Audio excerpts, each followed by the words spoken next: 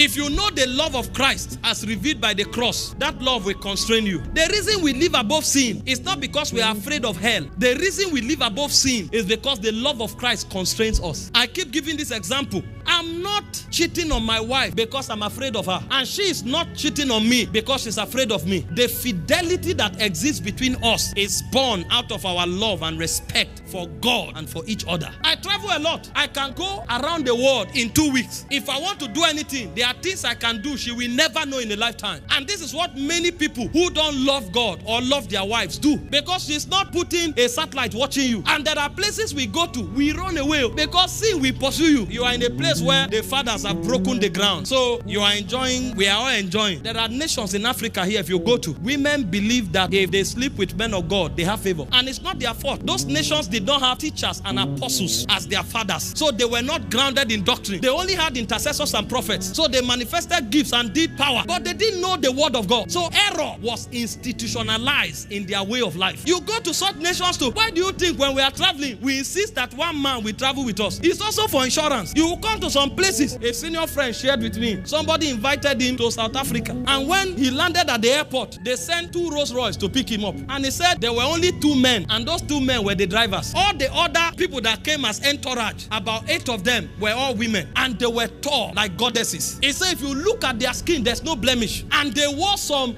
some of those materials that looks like the skin of a fish. And material will be floating on the body. The man said he thanked his God that, see, when he was about making that trip, God now told him, go with your wife. He said even God knows that he didn't have stamina to have survived that temptation. So Jesus weighed him and discovered that he didn't have capacity. He was about going. God said, go with your wife. He booked the ticket for his wife himself. And when they landed, lo and behold, 8 serpentine goddesses came to welcome, walking smartly and with all the pristine. You're welcome, sir. We are happy to have you. God bless you. God bless you. You know God bless you. You acting like fish around the man. Collected his briefcase. They went to hotel. The man said around 11, even with his wife, somebody came and knocked. Hello, sir. We are around. If you need anything, just feel free. Anything. Around 11 p.m. I don't need anything. God is my sufficiency. He now asked himself, this ministry, don't they have men? He now went to preach the next day. There were men everywhere. He said, why didn't they invite them? Pastor now saw him.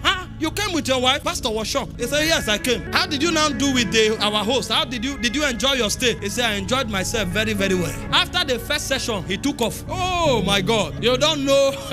May Jehovah help us to stand till the end.